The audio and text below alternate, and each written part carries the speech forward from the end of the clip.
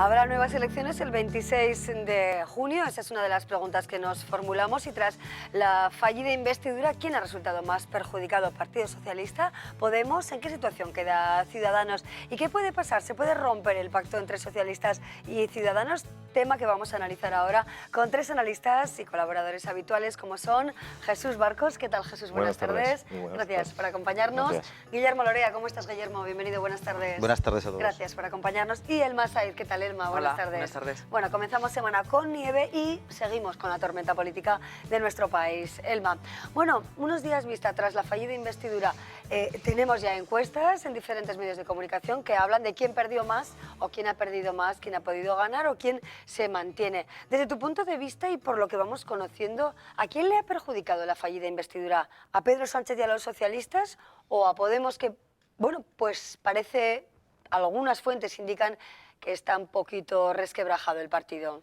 Hombre, indudablemente que está resquebrajado el partido, eso es manifiesto, pero yo creo que las cosas, si hubiera elecciones ahora mismo, quedarían más o menos similar. Creo que por lo que he podido ver, las encuestas se han movido un poquito, sí que, bueno, pues depende, conforme han ido pasando las semanas, ha podido haber, bueno, pues medio punto, un punto que, bueno, que en algunos casos sí que supone unos cuantos puñados de votos, pero creo que si hubiera elecciones ahora cambiaría bastante poco la situación en cuanto a las mayorías parlamentarias. Indudablemente el desgaste que, en mi opinión, ha tenido el presidente del Gobierno en funciones es importante. De hecho, en su propio partido son ya cada vez más voces las que, de una manera silenciosa y más o menos discreta, pues piden su retirada, ¿no? La retirada de Mariano Rajoy.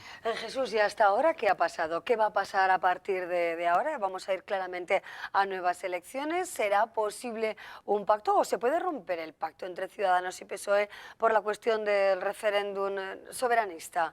¿En qué momento nos encontramos hoy? Hoy leía que se habían enfriado las relaciones entre...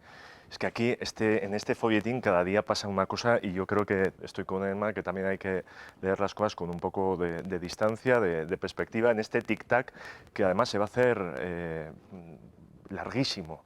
Yo tengo la sensación de eso, que 50 días ahora todavía dan para 500 variantes. Todos los partidos, ninguno está exento de riesgos internos y es una especie de guerra de posiciones y guerra de desgaste que yo creo que también de cara al ciudadano, a la ciudadana de a pie, se le puede hacer en ciertos momentos ya esto muy cansino. Sí, ya un proceso desalentador, ¿no? Muy Porque apenas avanza. Guillermo, bueno, ¿cuál es tu radiografía hoy? Mariano Rajoy, semana clave. Bueno, algunos dirigentes políticos, la pasada semana recordamos al expresidente de la Diputación Foral, Jaime Ignacio del Burgo, hablaba de la necesidad de que Rajoy diera un paso atrás, pero esto parece que no va a suceder hasta el momento. ¿Se ha enrocado Mariano Rajoy o es responsabilidad o por responsabilidad por lo que se mantiene en primera línea? A ver, yo las motivaciones personales o íntimas pues no las conozco, obviamente, solo las conoce él y su círculo de más allegados, pero a mí lo que me sorprende de todo esto es decir, a mí que internamente dentro de cada partido en un momento dado alguien pueda considerar que puede haber un mejor candidato en caso de nuevas elecciones, pues es legítimo, es más extraño en España que se exteriorice. Quizá nos tendríamos que empezar a acostumbrar que hubiera una democracia interna en los partidos y que esto pues formara parte de la normalidad política. Pero lo que me sorprende es que quien más lo dice, has citado a Jaime Ignacio del Burgo, pero quien más pide que dé un paso atrás Rajoy, y lo acaba de decir Emma, pues es la gente de su partido, del Partido Socialista y de otros partidos. Y es curioso, ¿no?, que los socialistas digan que sea Rajoy el que tiene que dar un paso atrás cuando cuando ha ganado las elecciones, ha sido el partido más votado, y que no lo digan de su propio candidato y aspirante a presidente del gobierno, que ha sacado el peor resultado de la historia del Partido Socialista, y que, bueno, no es que no haya ganado ni siquiera en su propia circunscripción, que es Madrid, sino que ha obtenido el cuarto lugar, ha sido el partido en cuarto lugar en las últimas elecciones generales. ¿Eso le obligaría a Pedro Sánchez a dar otro paso también, quizá como el que se reclama a Rajoy desde algunos puntos de vista? Pero yo creo que es que es precisamente lo que estás diciendo tú, lo que está llevando a estas situaciones, es que hay cero autocrítica.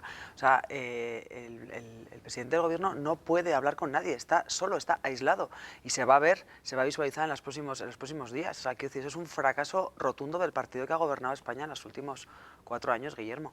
Al margen de eso, el resto de formaciones están por construir una mayoría porque ninguno la tiene. Y eso es lo que está haciendo Pero Pedro además decir Sánchez, que es está intentar solo construir... el que representa el 40% de los españoles, decir que está solo el que tiene 7,5 millones de votos, decir, el partido más votado de España, decir que está solo, lo que habría que plantearse es quién tiene interés en que esté solo, quién pone los cordones sanitarios. El Partido Popular ha tendido la mano al Partido Socialista, como bien sabéis, y a Ciudadanos. Y Ciudadanos está dispuesto a hablar con ambos. De hecho, bueno, en primer lugar, llegó a un acuerdo con el Partido Socialista, liderado por Pedro Sánchez, pero ahora lo que dice Mariano Rajoy es que debería haber un gran acuerdo entre estos tres partidos, pero liderados por quien ha sacado más votos, que es él.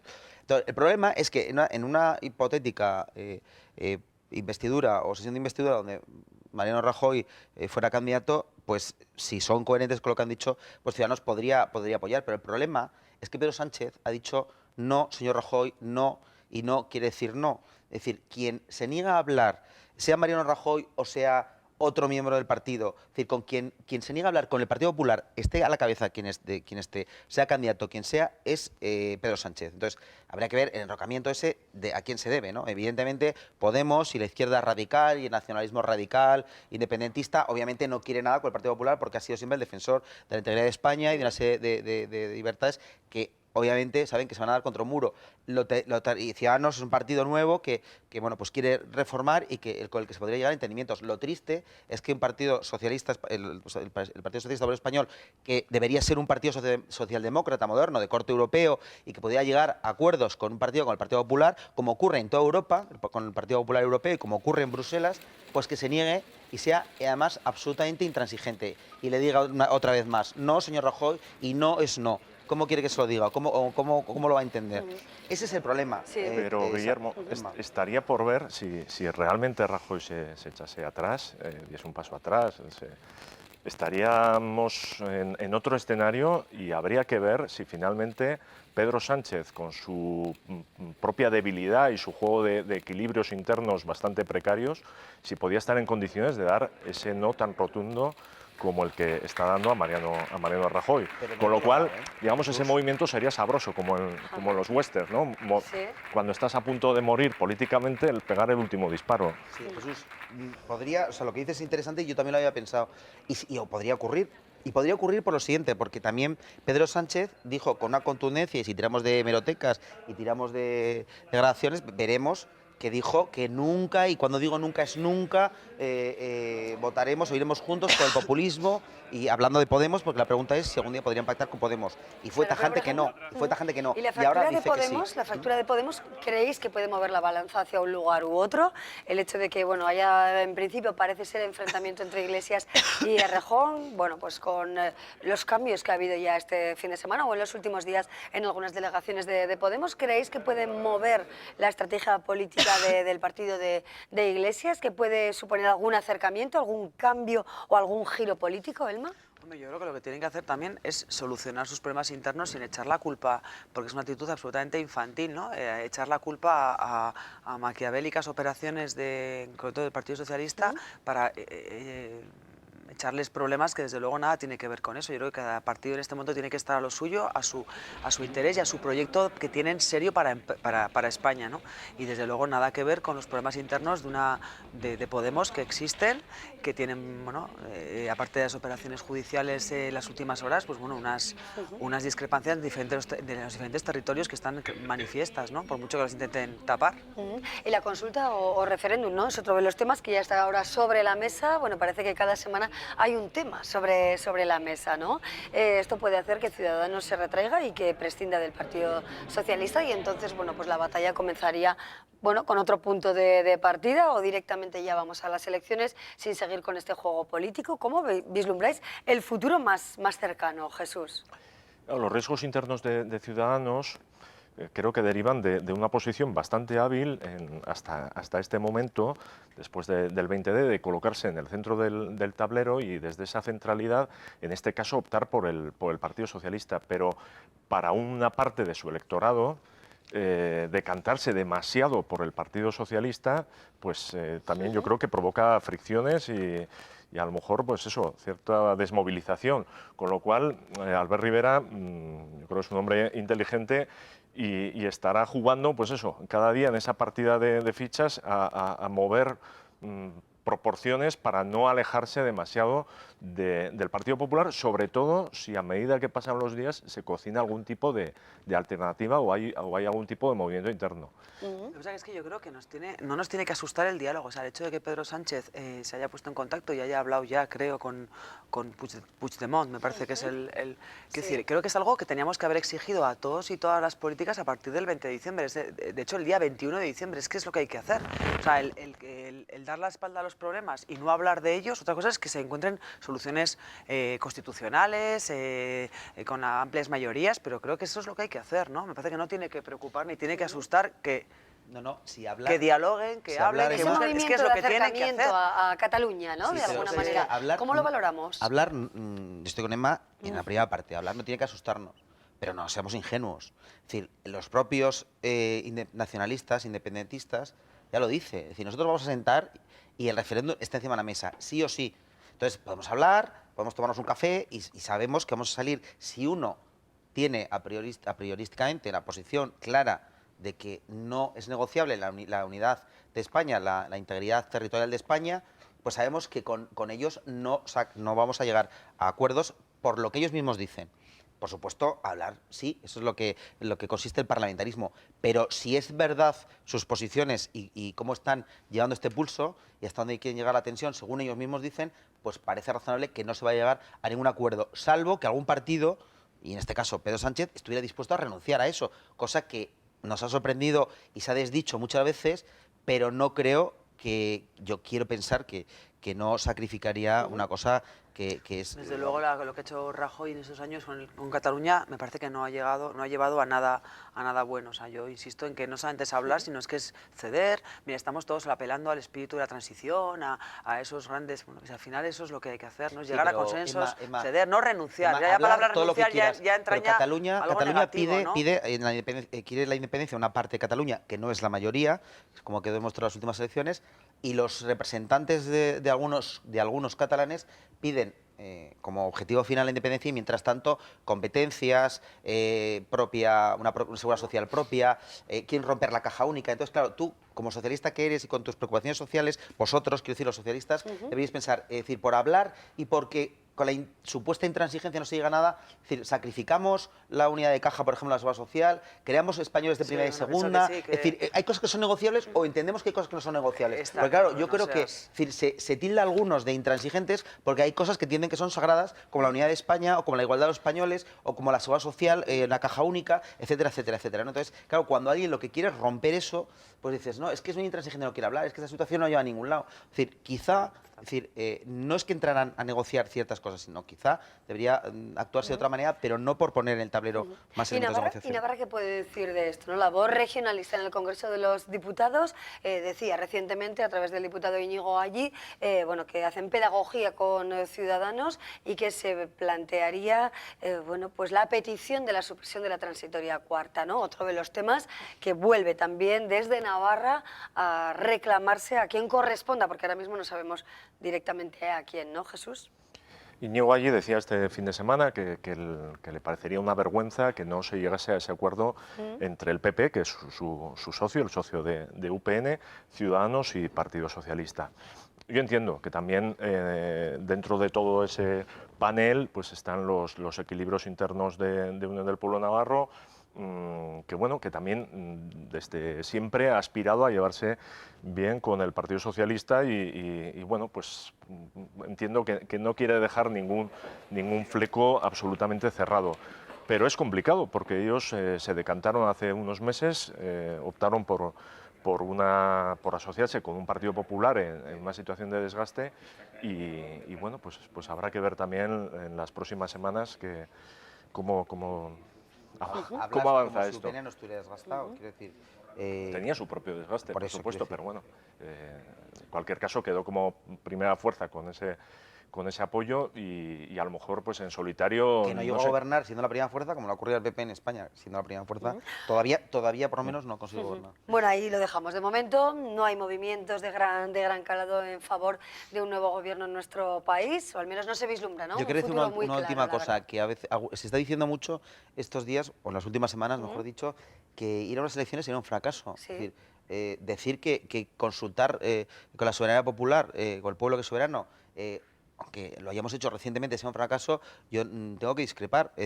Lo óptimo sería llegar a un acuerdo, pero si no se pudiera llegar, por una serie de circunstancias que ahora hemos analizado algunas de ellas, pues si se tiene que volver a consultar, se tiene que consultar. ¿Lo miráis así en positivo quizás también? nos teníamos que plantear a lo mejor estudiar los sistemas de doble vuelta con el francés para evitar que estas cosas ocurran, ¿no? Porque cuando se vota en segunda vuelta se vota en clave distinta. Y yo no me he atrevido tampoco de fiar de las encuestas lo que dicen ahora, porque no es lo mismo plantearse en abstracto a quién votarías tú que encontrarte en unas elecciones a los pocos meses de haber tenido unas anteriores y encontrarte con que va a haber una situación de bloqueo prevista. Probablemente habría una desmovilización de parte de un electorado y probablemente los resultados no fueran tan iguales como creemos. Eso opino yo. ¿Lo veis también con ese talante positivo, con una mirada positiva ante la falta de entendimiento y de diálogo en nuestro país, volver a consultar a los ciudadanos y quizá, bueno, pues con un voto orientado de forma diferente después de ver todos los pasos que han dado los partidos, que algunos dicen, bueno, que están haciendo realmente la campaña de junio, más que tratar de lograr el entendimiento? Bueno, yo confío en que, bueno, aparte de eso de que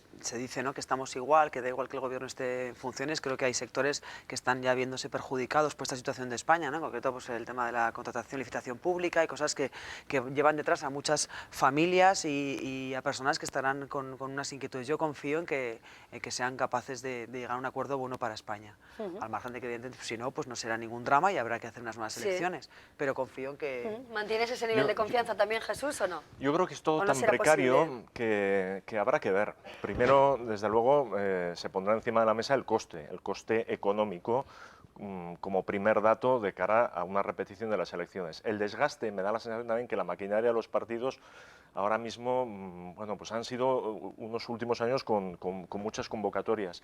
Y en todo caso, por ejemplo, que hoy leía, si el Partido Socialista, en ese juego también muy precario de equilibrio, Susana Díaz pudiese reemplazar, porque hemos hablado de Rajoy, pero si Susana Díaz finalmente, o sea, el Partido Socialista pensase que Pedro Sánchez no es el candidato, pues yo creo que se visibilizaría que estos meses han tenido mucho de teatrillo, ¿no? O sea que, bueno...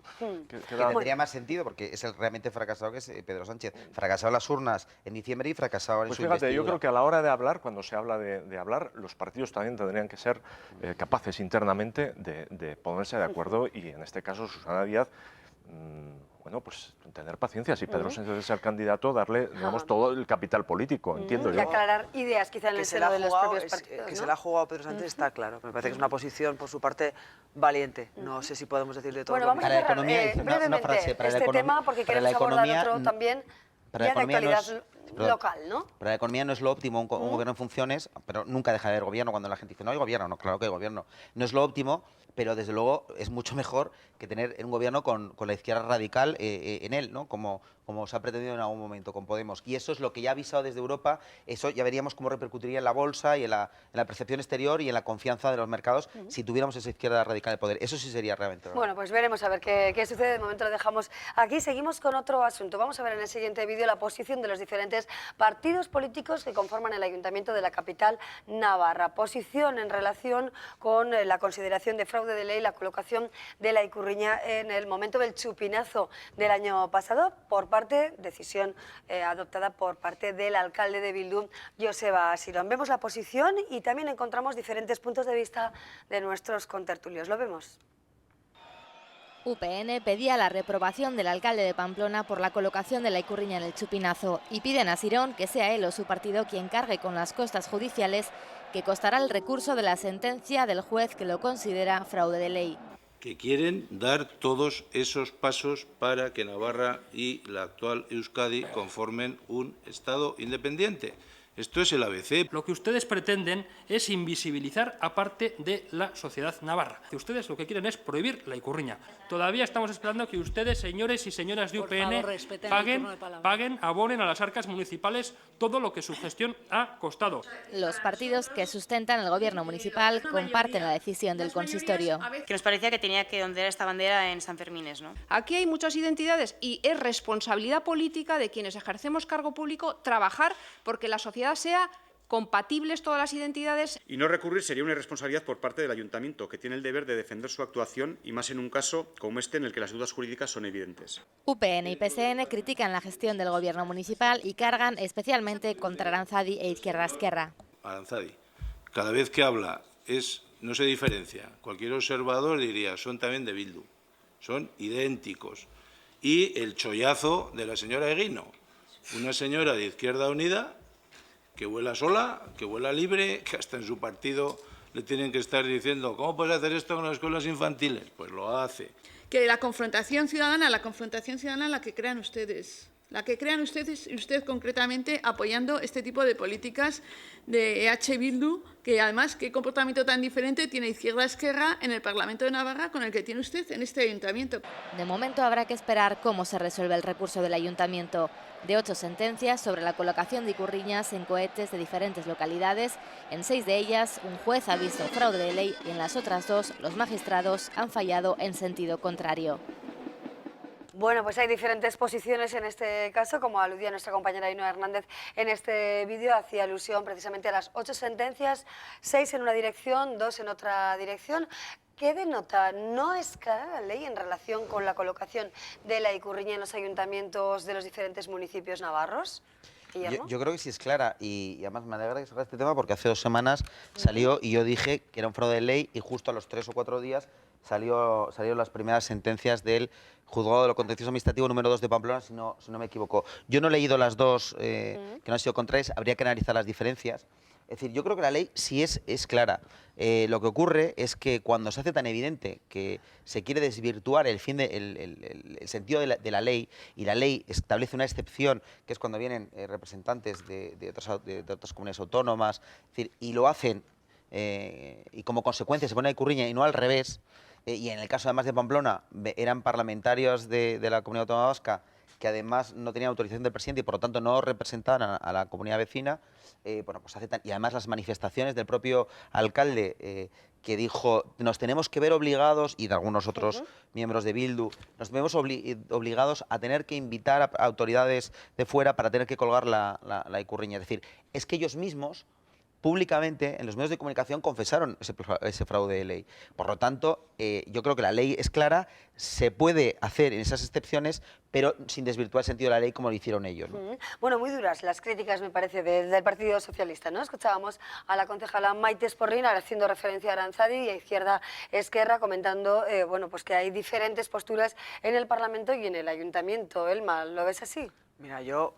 Se permite quitar un análisis como pamplonesa, que siempre tenemos el debate de la internacionalización de la fiesta, de buscar que sean nuestras fiestas conocidas en el mundo entero. Me parece cutre, y perdón por la expresión, que tengamos que estar con estos debates al margen de que tienen su cauce jurídico, absolutamente respetable las sentencias. Habrá que ver si el dinero de los pamploneses se destina a defender una actuación que un alcalde ha incurrido en fraude de ley, que es un tema serio, pero al margen de eso, de verdad, me parece que el debate de la fiesta tiene que ser otro y que ojalá que destináramos ese dinero, esa inversión en atraer un turismo de calidad, en que fueran conocidas por eso. Demasiado esfuerzo quizá en la cuestión identitaria en relación con el capítulo festivo más internacional al que alude claramente con esas palabras Elma Sáez. Jesús, ¿o necesario también para mantener la convivencia, según otro punto de vista aquí entre los navarros, los pamploneses en general? Bueno, a mí viendo el vídeo me daba lástima ver el punto de irritabilidad, ¿no?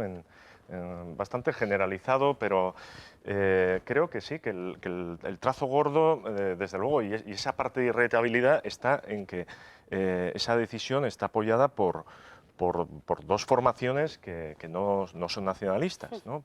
Por un lado Izquierda Esquerra y por otro lado Aranzadi. Y eso, de alguna manera, abre el relato a la cuestión de la representatividad. Y es verdad que estando la bandera española y además la ikurriña, la representatividad por parte de toda la ciudadanía es más abierta. Entiendo, en todo caso, que es un capítulo que va más allá de los sanfermines o que es un punto, sí, un elemento del chupinazo, pero que no es un debate que entre dentro de la esencia de la fiesta, ¿no? Que la fiesta va por otro lado y... ¿Cuántas semanas hablando de estos temas? Que luego tenga que existir un debate sobre el modelo de fiestas. sí, y además creo que es necesario y tal, y que también va siendo latente, ¿no? Con el paso de los años, con un cambio de gobierno, pero en general a mí me gustaría que las cosas se vieran con un punto más de relax, por lo menos el que hacemos gala en esta mesa. Bueno, en ese marco internacional, de fiesta internacional, de fiesta mundial, de personas que vienen de todo el mundo a disfrutar de nuestro festejo. Nos ponemos en ese punto de vista internacional, pensamos, por ejemplo, en un australiano o un sueco que pueda venir aquí y ¿creéis realmente que podrían comprender esta historia por la que nos preocupamos tanto en Pamplona y que genera tanto debate? Pues seguramente no, porque decir, lo de la fiesta que decía Emma no es el problema, es el escaparate que aprovechan para exponer una guerra de símbolos que tampoco se queda en los meros símbolos, sino lo que hay detrás de algunos símbolos, como es la pretensión soberanista o anexionista de la Comunidad Autónoma Vasca o de los nacionalistas de nuestra comunidad vecina con respecto a Navarra. Pero al final esto se exterioriza al resto de España. Es verdad que tiene una proyección internacional nuestra fiesta y no la tiene de ahora, la ha tenido desde hace varias décadas. Y yo creo que esto no trasciende, generalmente no trasciende al extranjero, pero sí se visualiza ante el resto de España una Navarra que yo creo que no es la mayoritaria. Cuando ven colgada la Ikurriña una Navarra pluriidentitaria. No, ya, pero es que la Ikurriña es la en este caso sí es mayoritaria. Sí, pero Jesús, ya lo dijimos otro día, es que la bandera de la Comunidad Autónoma Vasca es de la Comunidad Autónoma Vasca. Antes lo fue de un partido, el PNV, y ahora lo es de una comunidad que sea de la Comunidad Autónoma Vasca está fuera de todo tipo de dudas. Pero es que Navarra tiene identidad propia y Navarra es foral y española, por lo menos a día de hoy. Y los partidos que representan eso son mayoritarios a los que defienden colgar la Ikurriña en una comunidad que no le corresponde. Entonces, cuando alguien en televisión de Sevilla, de Badajoz, de Murcia o de Madrid ve la Ikurriña colgada en el Ayuntamiento de Pamplona, se lleva una imagen que no es la mayoritaria, Guillermo, de Navarra y desvirtúa la imagen de Navarra. Sigues esbozando una mayoría y eso está en el acuerdo programático que dio lugar a una mayoría en el Parlamento y está en el acuerdo que dio mayoría a un cambio en el Ayuntamiento. Entonces,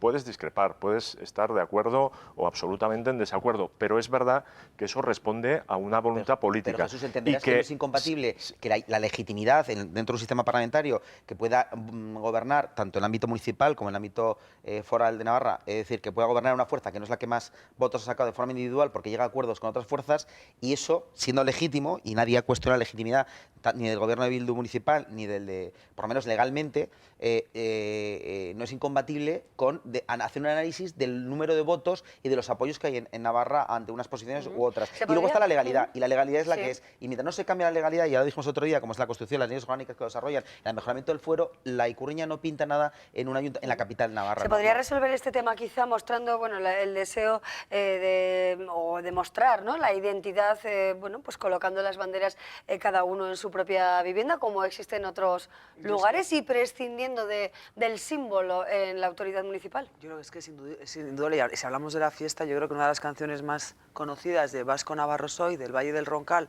que se canta en San Fermín, es decir, el sentimiento vasco-navarro, español-navarro, Europo-navarro, no creo que lo vaya a tener yo o un ciudadano más presente o menos presente, porque una bandera, yo creo que son maneras de vivir, y yo desde luego creo que esto es la guerra de banderas otra vez, la guerra que se retroalimentan, tanto en este caso Partido Popular, no sé, Guillermo, con el nacionalismo más...